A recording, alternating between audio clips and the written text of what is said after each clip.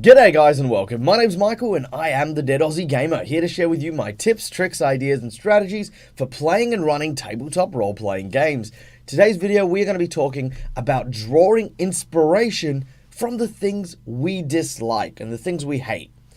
Look, as GMs, we are narrative constructors. We are orchestrators of emotion as we take our players through the role-playing journey. And we can often find ourselves motivated and inspired by the things we love to do. You know, the stories, the movies, the books, even the other players or the other games that we happen to be players in can inspire our stories. But that's only one half of our GM toolbox. There is a whole other section, a dark and spooky section, filled with stuff that we dislike and we hate and we find repulsive or abrasive. This part of the bag can easily be used to inspire some of the great moments that just invoke such strong, visceral, negative emotions from our players. Now, let me start by saying this. Yes, we're going to be talking today about inspiring some negative emotions in our players, but there is obviously a right way and a wrong way to do this. So today's video is all about what's in this bag that we can be inspired by and how to apply it in our game without obviously turning our entire team against us. So, hope you guys enjoy this video. Let's talk hatred. Now, first of all, hate's a very strong word, you know, I know that, but what I mean by this more than anything is just stuff that we don't enjoy, stuff that just for some reason or another does not appeal to us. Now, the one exception to this is boring. You can hate something, but if it's boring, you know, don't put it in this category. Do not put boring things in your bag. Put just the things you dislike, things you hate. For example, I, for one, am a very big fan of various movies that have a long-standing nostalgia. Right? Let's take Ghostbusters. Ghostbusters is a fantastic show. I loved Ghostbusters as a kid growing up. It was an awesome series with a great cast. Bill Murray was fantastic. Like Dan Aykroyd, one of my favorite, portrayals of, his characters. But then we see the new Ghostbusters movie. Now, I like the new Ghostbusters movie. I thought it was okay. It didn't do too badly. I thought, there were things here and there. But the one thing I disliked was the idea of this whole political agenda. We're going to make a female version of the Ghostbusters. Now, I've got nothing against agendas, and I've got nothing against, of course, gender, race, or anything like that. But what I hate is when a corporation or when someone in charge of marketing or someone in a position of authority decides that we need a gimmick or we need to add this thing in order to try and sell more to prove that we have a shared moral value. Now, when I look at that, I can obviously take that at its face value and go, well, let's do that to our players. Let's have a scenario where we've got all the, let's push political agendas, like everyone on this pirate ship is a trans pirate. So we're going with the trans pirates. Stuff like that, sure, that's not what we're talking about. What you need to do at this point is you need to dig a little deeper. You need to just scoop out and go, well, is it the fact that there's a political agenda that is what you dislike? For me, I disliked not the political agenda, not the fact that there were female Ghostbusters, but the fact that someone was trying to manipulate me, but very poorly. Someone was trying to manipulate me and curry favor based off my values. That's what I dislike. That's what I find abrasive. So, you could very easily take that element of dislike and apply that to your characters. So, let's say that you've got a group of heroes and one of them is a cleric. This cleric is a worshipper of, let's say Shah from the Forgotten Realms series, so the nihilistic god of darkness, this kind of, there is an inevitable end to everything. I just watched Endgame, so I'm kind of into it at the moment. And of course, you have somebody who starts to talk on a soapbox in the middle of town and curry favor with the Sharan, saying, look, if you guys come and listen to my seminar, I'm going to tell you all about this amazing opportunity for you, but, it's only an amazing opportunity for a limited time, because as Shah says, nothing lasts forever, and these deals definitely don't last forever either. all of a sudden you're seeing this side of a person trying to manipulate you, but like, you can kind of tell you're a greasy salesman. What the hell are you even doing talking about religion when you're trying to sell something? That's, it doesn't sit right. And that you can easily start motivating your players to dislike those similar things. Now, another good example is if you hate an element of a story. If anyone remembers back, there was a movie about dragons called Aragorn, which was based off a book series. It was an okay movie. I'm going to say this: a lot of people did not like that movie. I thought, yeah, it's a movie. It was fine. It had dragons. There was a kid. Yeah, why not? Everyone else made the kind of Star Wars comparison. Now, for me, when I looked at that movie and why everyone hated it, I could see why everyone hated it. It was definitely a far cry away from the book and what their expectations were. It was basically this long, really drawn-out story that the main character didn't really go anywhere. He didn't really inspire any kind of confidence. So I look at that scenario. I look at that. Did I hate this movie? Well, I disliked the movie. I wouldn't watch it again if you asked me to watch it again. But why? You take that plot, you take the idea, and you go, well, you know what? It's a tired plot.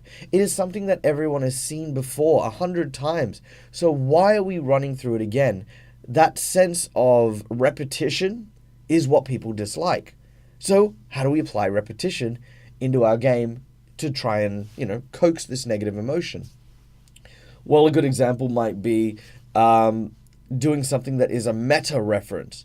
So you find out that this character, he is on a quest to try and become the chosen one, finding a big sword at the top of a hill. There's a small hermit up there who is trying to teach him how to use the magical sword so that he can one day go down into the kingdom and slay his father.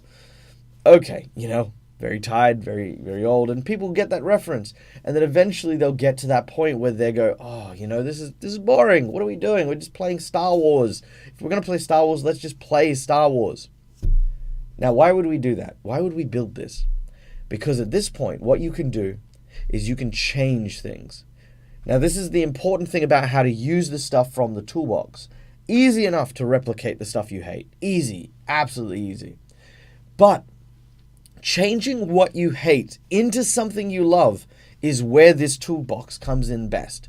So you find this young lad. You find the one who wants to go up and grab the sword. He climbs the mountain. He scales through all the adversities. You manage to even protect him along the way. You arrive at the sword. You draw it. And all of a sudden, he's taken away by an eagle.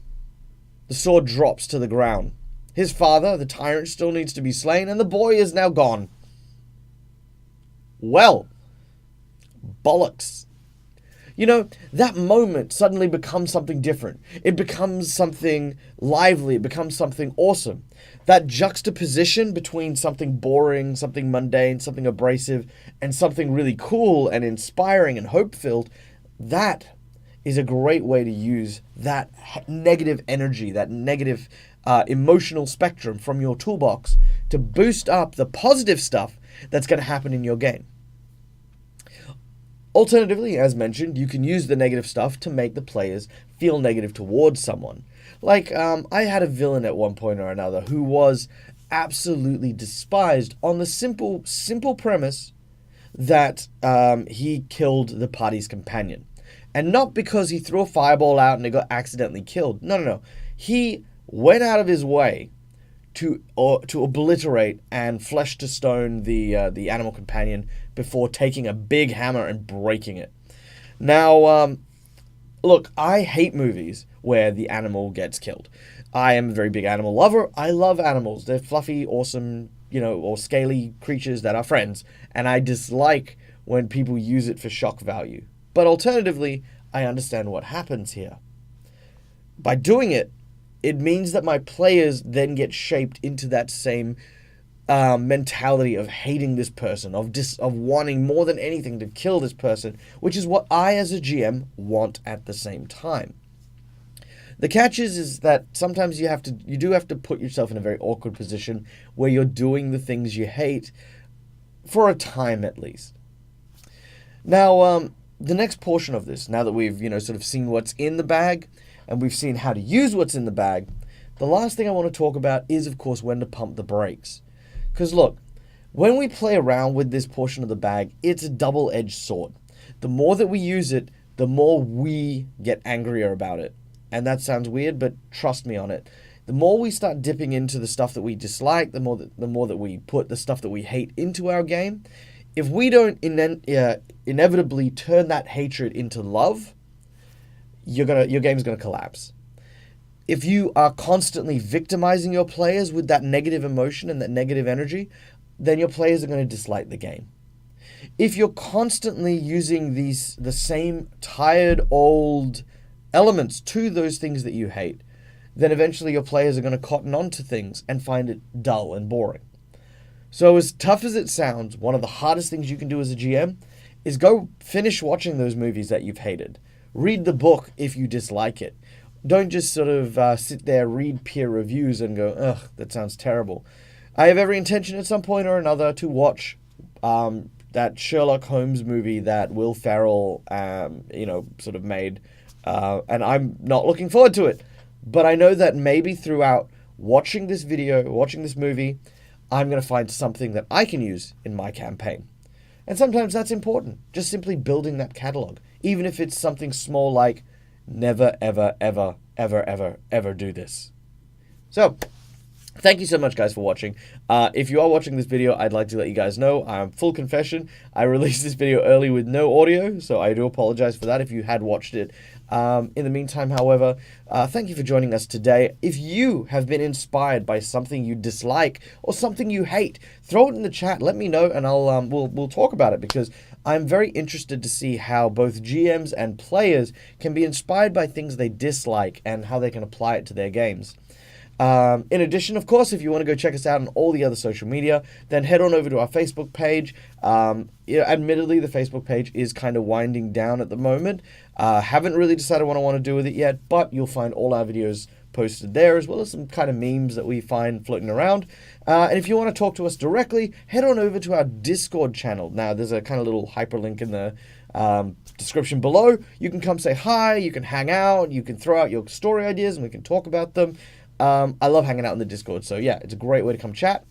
And of course, if you want to go to watch us on Twitch, you can watch us live as we run through our two games, which are Pathfinder's Strange Aeons Adventure Path and Pathfinder's Tyrant's Grasp Adventure Path. Both awesome and fantastic games.